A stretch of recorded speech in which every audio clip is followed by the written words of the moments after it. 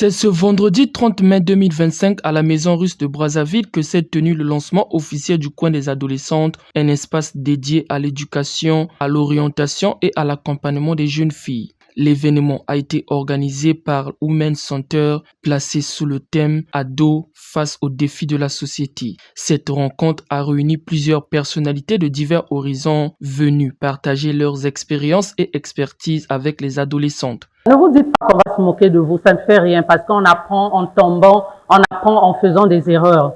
Quand vous avez des questions à poser, levez-vous et osez poser vos questions, osez avancer, osez aller vers ceux qui ont la connaissance pour vous orienter. Parce que si vous restez dans votre coin, si vous ne brisez pas la loi de l'omerta, comme on l'a dit tout à l'heure, vous commettrez des erreurs, vous allez finir frustré. Le Coin des Adolescentes est une initiative précurseur de la 3e édition du programme Mwasi Lobby que Women Center organisera dans les mois à venir. Ce cadre vise à offrir aux adolescentes des outils pour leur développement personnel, leur éducation citoyenne et leur insertion sociale. Le Coin des Adolescentes a été mis en place justement pour répondre à ce besoin-là qui se fait davantage ressentir au niveau de l'adolescence. Parce que c'est une période très difficile où beaucoup des filles adolescentes se détournent bien évidemment de leur vision de vie parce qu'il manque l'encadrement, l'orientation, la formation, aussi l'information. Donc, raison pour laquelle Women Center, prélude à la 3e édition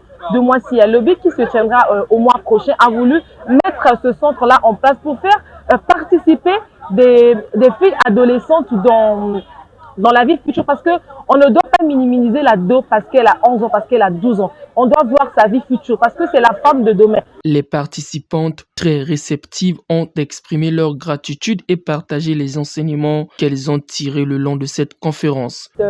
Durant ce moment que je passe ici, j'ai eu à comprendre quelques éléments phares que j'ignorais. D'abord, ces gens-là, ils ont fini par marquer des accents sur du passage de l'enfance à l'adolescence. Souvent, dans cet intervalle de ce passage-là, nous, les jeunes, plus précisément les femmes, on fait parfois recours à des problèmes de la vie où si on n'a pas de contrôle, on se laisse malmener par plusieurs fléaux qui peuvent se présenter à nous, quoi. Ce genre d'événements-là, ce sont des choses qu'on doit organiser de plus en plus. Parce qu'on se rend compte que la jeunesse est un peu détruite. Hein. La jeunesse est carrément détruite. Donc, il y a de ces choses qui se passent. Même moi, je peux dire que hier, il y a eu ma copine qui s'est fait agresser par des jeunes gens de 12 ans seulement. Mais quand on voit son âge et l'âge de ces jeunes gens-là, c'est carrément le jour et la nuit. Comment est-ce que les enfants de 12 ans peuvent agresser une personne qui a déjà des vingtaines? C'est pour dire que la jeunesse n'a pas de suivi.